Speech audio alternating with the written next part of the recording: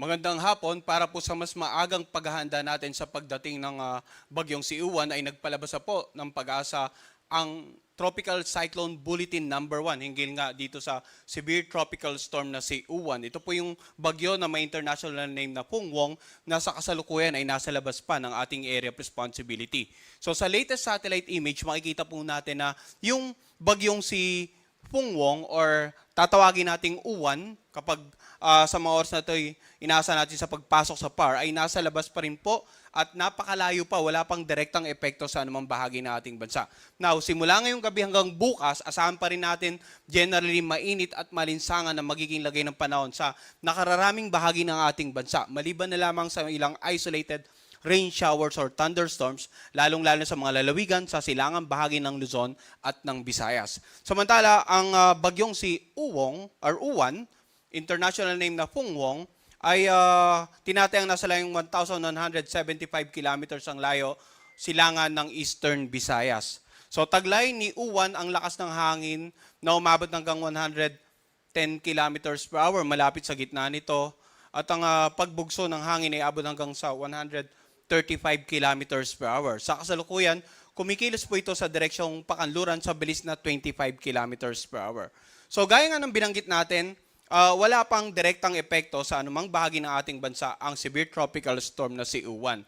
Subalit, dahil nga yung inaasa nating paglapit ay minarapat nating mag-issue ng Tropical Cyclone Bulletin sapagkat sa ating forecast track, makikita po natin na inaasahang posibleng pumasok ng area of responsibility si Uwan sa pagitan ng mamayang hating gabi hanggang bukas ng madaling araw. No? At bukas naman ng madaling araw, tinatayang nasa layong 910 kilometers silangan na ito ng Eastern Visayas. Bukas naman ng hapon, Sabado, inaasahan na itong nasa may bandang 650 kilometers east ng Katarman, Northern Samar. So ito po. At posibleng bukas ay maging ganap na typhoon category na po itong si Uwan. At makikita na naman natin, sa susunod na 36 hours, iyon po ay linggo ng madaling araw, posibleng umabot na ito sa super typhoon category sa layong 305 kilometers silangan ng Biracat, Catanduanes. Ngayon, gaya nga ng binanggit ko, malayo pa, nagbigay na tayo ng babala, sapagkat pagdating ng 36 hours, posible na pong maramdaman ang epekto nito sa ilang bahagi ng Luzon at ng Visayas. At makikita nga natin sa darating na linggo ng hapon, ay halos malapit na ito dito sa silangang bahagi ng Central Luzon. Central and Southern Luzon. At posibleng sa pagitan ng linggo ng gabi hanggang Lunes ng madaling araw, ay tumama ito dito sa Isabela, Aurora area. At sa darating naman na Lunes ng hapon, nakalagpas na ng landmass ng ating bansa. And then sa darating naman na Martes ng hapon, or Miyerkules ng hapon, ay nandito na siya sa may bandang 295 kilometers northwest ng Itbayat, Batanes. So kung titingnan po natin, in terms of intensity, hindi na talaga natin may sasantabi yung posibilidad na mag-develop ito, mag-intensify further into a super typhoon bago pa mag-landfall sa ating bansa. Kaya yun nga yung babala natin. Tingnan natin yung forecast track, tingnan natin yung area of probability. So anong lugar yung mga dapat maghanda sa possible landfall? Kung titingnan natin yung center track, ito pong Aurora, Isabela, Aurora area. Pero yung sakop ng area of probability, posibleng, is either mas maging maagang landfall somewhere over the Bicol region, or dito sa may bandang Quezon area, or up to the Isabela, Tuguegarao area. So dapat in terms of landfall, hindi lamang itong Isabela, Aurora area ang maghanda, kundi itong mga lalawigan sa silangang bahagi po ng Luzon, kailangan maging handa for possible landfall. Now, ang bagyo po, hindi isang tuldok lamang sa mapa.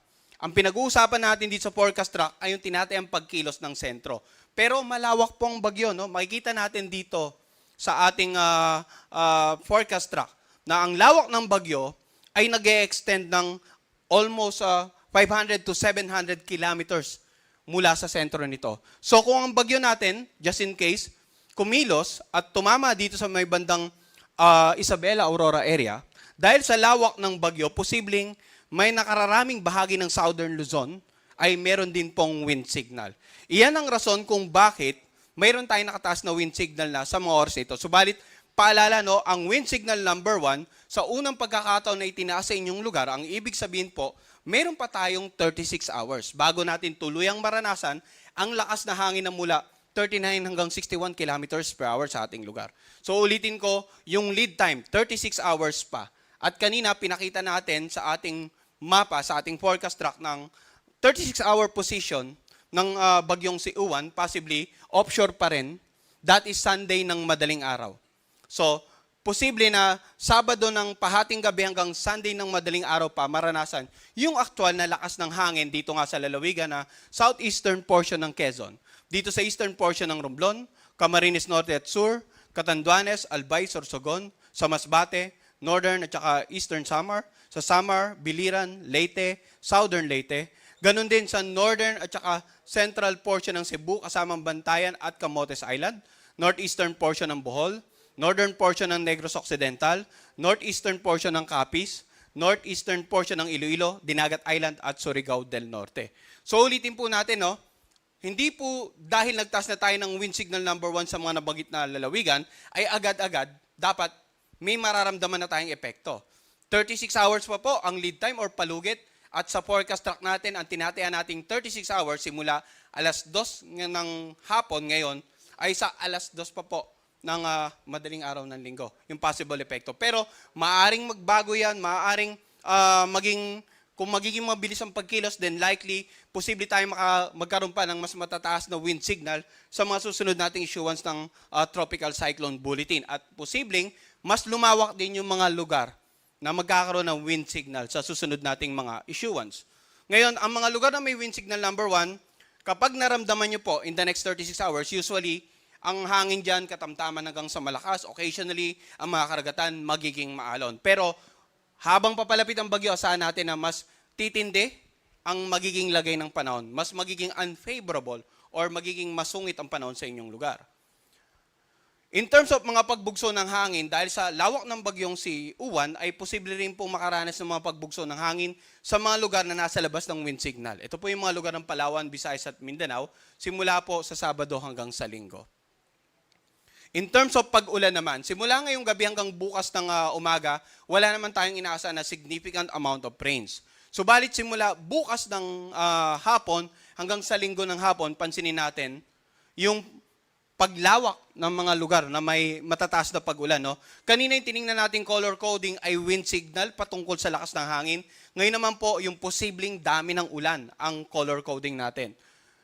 Bukas ng hapon hanggang Linggo ng hapon, more than 200 millimeters of rain, Camarines, Sur, Albay, Catanduanes. And then 100 to 200 millimeters of rain sa areas na naka-highlight ng orange. Simula po yung Cagayan, Isabela, Quirino, Aurora, dito sa Quezon, Camarines Norte, sa Sorsogon, Masbate, Samar provinces. And then 50 to 100 millimeters of rain naman sa mga lugar na naka-highlight ng yellow. Dati sa Apayao, Kalinga, Mountain Province, Ifugao, Nueva Vizcaya, Nueva Ecija, Bulacan, Rizal, Laguna, Marinduque, Romblon, at itong Leyte at yung Biliran. So ito pong pinakikita natin pag-ulan, simula pa po, posibleng mangyari yan, simula pa po bukas ng hapon hanggang sa darating na linggo ng hapon. Kaya generally, sinabi ko nga kanina, nabanggit natin simula ngayong gabi hanggang bukas ng umaga sa generally fair weather tayo, maliban lang sa mga isolated thunderstorm. Ngayon, simula naman ang linggo ng hapon hanggang Lunes ng hapon, makikita natin dun sa forecast track na inaasahan nga nating tatawid na. During this period, yung bagyong si Uwan sa pagitan ng Northern Central Luzon area. Kaya yung pinakamaraming pag-ulan, more than 200 millimeters of rain, inaasahan po natin sa Northern Luzon at sa lalawigan ng Aurora at Nueva Ecija. So pag sinabi nating Northern Luzon, the Ilocos Region, Cordillera Administrative Region, Cagayan Valley, and then ilang lalawigan nga sa Central Luzon. Samantala, yung areas na naka-highlight ng orange, 100 to 200 millimeters of rain, yan po yung lalawigan. Natitirang bahagi ng Central Luzon, Metro Manila, ilang bahagi po ng Calabarzon. Generally. And then itong lalawigan ng Occidental Mindoro. At yung 50 to 100 millimeters of rain naman dito sa Camarines Provinces, dito sa Oriental Mindoro, Marinduque, Romblon, Aklan, and Antique. Simula po yan linggo ng hapon hanggang Lunes ng hapon. No? So ang ating naman pong rainfall outlook nagpapakita ng mga dami ng pag-ulan. And normally, yung pinakamalapit sa sentro ng bagyo, yun po yung inaasa nating mas madaming pag-ulan. Kung kaya't balikan natin yung kanina. Linggo ng afternoon, offshore pa yung bagyo, pero ang pinakamalapit likely ilang bahagi ng Bicol region. At simula linggo ng hapon hanggang lunes ng hapon, yung inaasang pagtawid sa northern or central Luzon area, kaya nandito yung concentration ng maraming pag-ulan. Ngayon yung mga pag-ulan, muli paalala namin, pwede pa rin magdulot ng mga pagbaha, lalong-lalo na sa mga low-lying areas. Sa mga komunidad na malapit sa gilid ng ilog, dahil it's either umapaw ang inyong ilog, patuloy na tumaas ang level ng pag-ulan dahil sa ng tubig dahil sa continuous na pag-ulan, or maaaring yung mga karatig lalawigan, nakakaranas sa pag-ulan, tumaas yung level ng ilog at yung outflow ay papunta sa inyong lugar. Pagguho ng lupa sa mga lugar na malapit po sa paanan ng bundok. Yan po yung mga ilang possible effects ng mga malalakas sa pag-ulan sa inyong lugar. Kaya ngayon pa lamang po, pinapayo na natin yung mga kababayan natin sa Luzon, generally sa Luzon at ilang bahagi nga ng Eastern Visayas na magsimula na pong makipag-ugnayan sa kanilang local government, local DR officials para sa mga disaster preparedness and mitigation measures. Sa ngayon ay wala pa tayong nakataas na storm surge warning. Posibleng simula mamayang gabi hanggang bukas ay magsimula na po tayo ng storm surge warning issuances. Dahil mataas talaga ang banta ng storm surge, lalong-lalo na sa coastal areas ng northern Luzon at sa coastal areas dito nga sa central and southern Luzon. Pag sinabi natin storm surge, ito yung daluyong, matataas na pag-alon na dulot ng paparating na bagyo na hahampas sa mga dalampasigan or coastal areas. Wala pa po tayong in-effect na storm surge warning, kaya within the next 24 hours, asahan natin katamtaman hanggang sa maalo ng karagatan dito sa northern at eastern seaboard ng ating bansa dahil gaya nga ng binanggit ko, malayo pa po yung bagyong si Uwan. Wala pang direktang epekto. Pero asahan po natin, possible mamayang gabi hanggang bukas, magsimula na po tayong magpalabas ng gale warning. Or ito yung babala para sa maalon hanggang sa napakaalong mga karagatan, lalong-lalo po sa eastern seaboard ng Luzon, ng Visayas at ng Caraga region.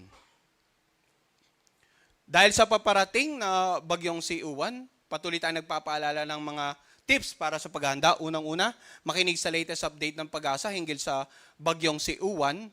So ang aming pong Tropical Cyclone Bulletin, makikita sa ating official website, pagasa.dost.gov.ph.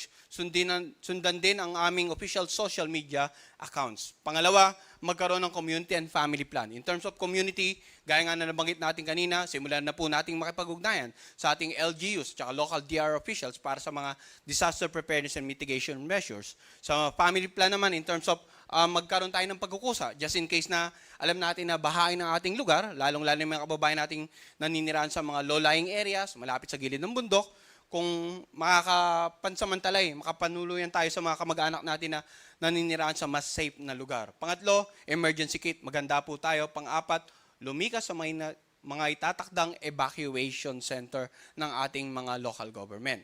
And every 6 hours, magpapalabas tayo ng update, Tropical Cyclone Bulletin. Ang susunod po nating Tropical Cyclone Bulletin ay papalabas mamayang 11:00 ng gabi. Yan po muna, latest mula dito sa Pag-asa Weather Forecasting Center.